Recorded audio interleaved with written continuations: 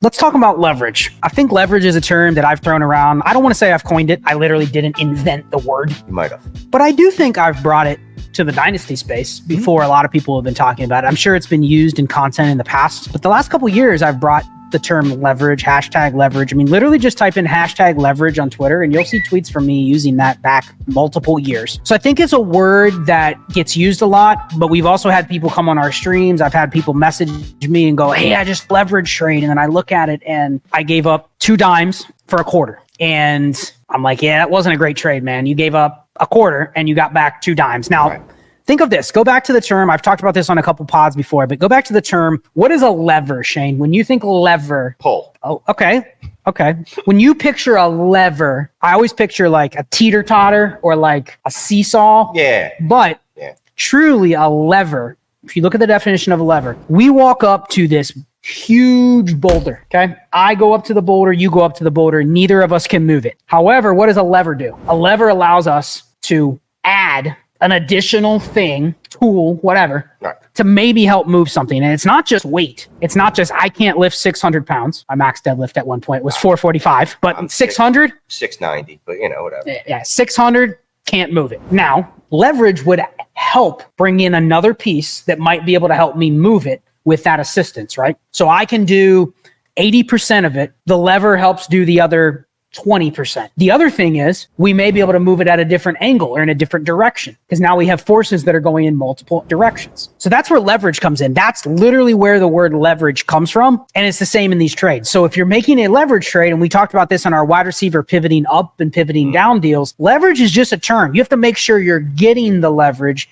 The example that you gave was if I'm giving up one of these preseason darling players, like we talked about before, and a third, and both of those are worth a dime, but I'm giving away or I'm getting back a quarter. Right.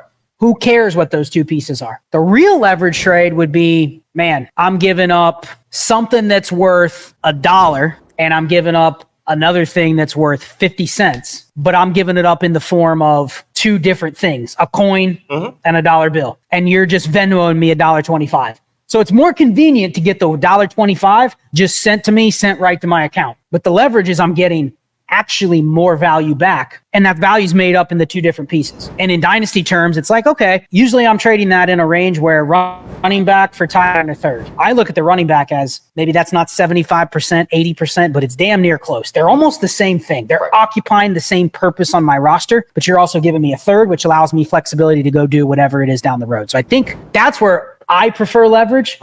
But your example, when you said leverage always doesn't matter, you're probably thinking of the examples where you're just underpaying to get altogether, right? Right. Well, yeah, like if you're selling, you're splitting an asset but the assets you're getting in return, even when they're equal to the asset you split as a whole, they're obviously less than the object that you split. You can do less with them. Now, obviously, if you get multiple, you can do more things with them, like you were saying. You can go in multiple directions. But what am I really going to be able to do with Ty Chandler and a third as opposed to a second?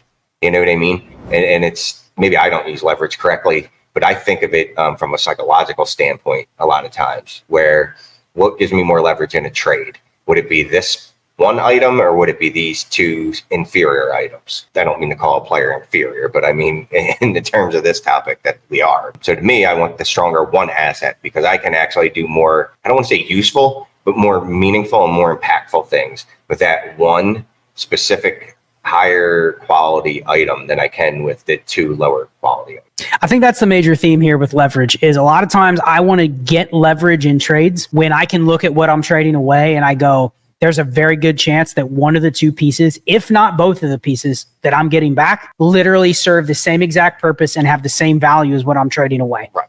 So you can easily think of that as, okay, I trade Tank Dell for another receiver that was like Tank Dell in a third. And that's just a bet on the 50-50, which player is better. You guys know a lot of ours is process over players. So we're pretty much always going to look at lower level players like their coin flips. Nobody really knows when a running back's going to have a spot start. A lot of times it has nothing to do with their profile or their talent. A lot of times it's just, hey, that guy lucked into a start because 2 guys ahead of him got injured. So when you're talking about players in that range, I'm always chasing the leverage because I'm doing it at such a low cost that I look at what I can lose as being very minimal and what I can gain is more flexibility. When you get into the anti-leverage trades, because at some point people are going to run out of assets to constantly anti-leverage trade you, right? They're not going to constantly have 2 picks here, a pick and a player here. Like they can only make so many of those trades before people go, wait a second, I've given up way too many assets for just, I want this one player. I want that one pick. Like I've done too many anti-leverage trades. And also you're subject to how many roster spots you have as well. You can't just split everything. That's what I was going to say, the practicality of it too. It's a limited roster spaces. There's not an infinite amount of picks. There's only, if you draft well and every one of your player hits or at least gets hits in a sense of value spike, then you can keep doing it. But I don't know that that's a never ending resource. Well, and think about it this way. The example that I gave before, Shane, I'm going to Venmo you $1.25. You're going to hand me $1.50. If I went around everybody here at the expo and I made that offer, a lot of them would go, man, I'm losing out on money, right? But I bet you there'd be people that would take it because what? They probably don't want to have to carry 2 quarters in their pocket. Now, what would happen to me if I did that over and over and over? Every transaction I make, I'd make a quarter. And I could extrapolate that out. Shane, wait a second. If I did that 4 times, I'd make $1. If I did it 40 times, I'd make $10. Right. If I did it 400 times, I'd make $100. But here, what would the problem that I would run into? I don't have space in my pockets for that many quarters. Well, there's also that. And then unfortunately, fantasy football, it's not dollar for dollar like that. Although I think the community's gotten a little better. They used to try to make this exactly like finance. And it's not. You can't take if I times a Ty Chandler versus Damian Williams, I get back X. Sure, you can figure out what type of value you get, right? But it's not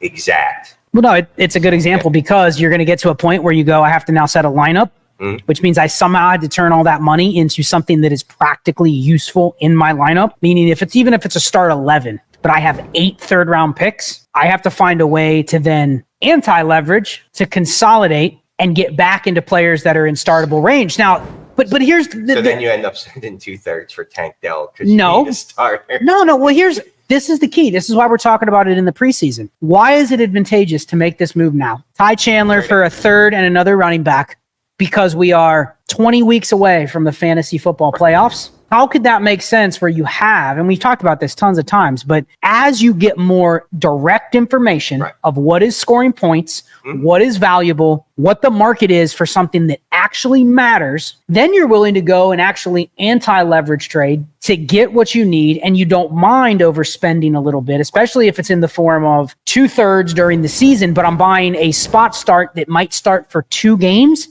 And that could be the difference between me being on a bye week 1 versus me being having to play in the playoffs in week 1 and the chance of variance knocking me out. That is the variable here. Think about the example of the coins in the Venmo, right? Now, what if I had a coin machine? Every time you gave me the $1.50, I just stuck the coins in there and it put it in my bank account down the road. I'd keep doing it because I'd have a place to store it and it wouldn't weigh down my pocket. So literally thinking about Dynasty that way of why does it make sense to do a leverage trade? But if you're going to do it, you don't just do it infinitely. Right.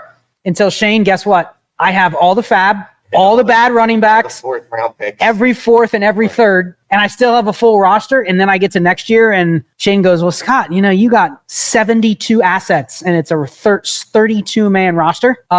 What are you going to do now? It is the timing of it that really all the timing does is change your behavior as to you want to spend the money. Right. Hey, Shane, if you don't take those coins home, you're going to lose them. I got to spend them. And we talked about this earlier on another subject, right? You have a goal at that point.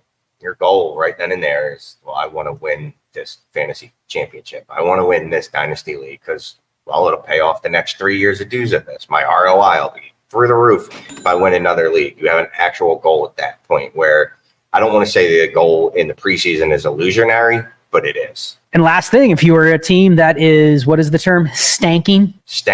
This is a way to stank. The stanking strategy, if you're stanking, strategically tanking, as we coined it the other night on the live stream, this is a strategy you almost can continue the leverage trading all the way into the off season. You got nothing to lose, right? You might as well store all those 3rds, all those 4ths. Now, eventually it's going to come to roost where you have to use them. You have to spend them. You have to consolidate. But people ask all the time, I'm in a rebuild. Do I still leverage trade? Do I still add any running back on a 53? Do I still add backup quarterbacks? That is your job in a rebuild. Your job in a rebuild is not to set your lineup. I mean, set your lineup just to be, respectful of your league mates. You should be accruing things that you can use. Correct. For your assets. Yeah, your goal is not to make home run trades. It is not to develop players on your taxi squad. It is literally to develop as much value as you can. And I think this is a major missing component of people in rebuilds is they go, well, I can just sit back on that team. Hey, I'm going to hit on my first round rookie picks. That's what it is. Well, no, it's not even that. Dead, so I'll have the 101. Yes. So now my team is better. But it's also, hey, I'm tanking this year. You show me your roster and you're holding a bunch of day 3 UDFA roster clogger receivers. You're holding 7 tight ends in a PPR league. You're inefficient. And that's what we're talking about with the efficiency in roster construction. Even if you're rebuilding, does roster construction matter? Is it going to penalize you from a strategy standpoint? No. But man, look at where your inefficiencies are and where you're literally just being lazy. You're going, I'm not winning this league. I don't even need to set my lineup. I'll put it on autopilot on Fantasy Pros. Shameless plug for Fantasy Pros. But you get the point. Like you go on autopilot, literally, and you go, I don't care about roster construction. I'm just going to wait. And you stop looking at the waivers. Correct. You don't value fab. None of that. You know the players you need to pick up because you're good in other leagues, hopefully. You have other leagues that you're hopefully good at. So Correct. You know which players you should be picking up at all waivers. You can even just go to the Sleeper app where it tells you who's trending up. You don't even have to use your own brain at that point. Just go up, trending up. That's your only job in the league. Pick them up. Yep. Your job in the league is to leverage trade, gain value, and then flip. The second component is when you hit on one of those guys, you need to be sending those trades out. Don't wait. No one's going to come to you and go, hey, dude, I'll give you this running back and a third for Ty Chandler. You need to spam it to everybody and don't be picky on what player you get back. Literally any other running back that you could go, hey, next week, that guy could have a good game in the preseason chain. Yep. Like Tank Dell. Correct. Has anyone ever seen someone Tank Dell's profile increasing from a 3rd round rookie pick in drafts to a 1st round value in rookie drafts? No. Like this is just no. I don't even have to look up the stats. The answer is no. Leverage trading, using it in the preseason. That's our primary focus. This is how to do it. Anti-leverage trading, when to do it. Why right now probably isn't the best time unless it is a slam dunk. I'm giving Shane 2 nickels and he's giving me back a quarter. Okay, you'll anti-leverage there. But other than that, that's how we're reacting to preseason news, especially with a lot of these players that are already like fringe rosterable. Weren't worth a third before, now they're worth a third. Maybe worth a second if you give back a third. Like those types of players, these are the small edges, 1% there, 2% there, that extra third here, that extra fab there. You never know when it's going to come into handy later on season. So hopefully this helped. Leverage trading, Mannequin Chill. Live from the expo. We had the sign. I miss you already. We definitely miss all our subs that tune into Mannequin Chill. And then the Golden Elephant. I don't know why we put it back there, but we're having a blast here at the expo. Live Mannequin Chill. We're out.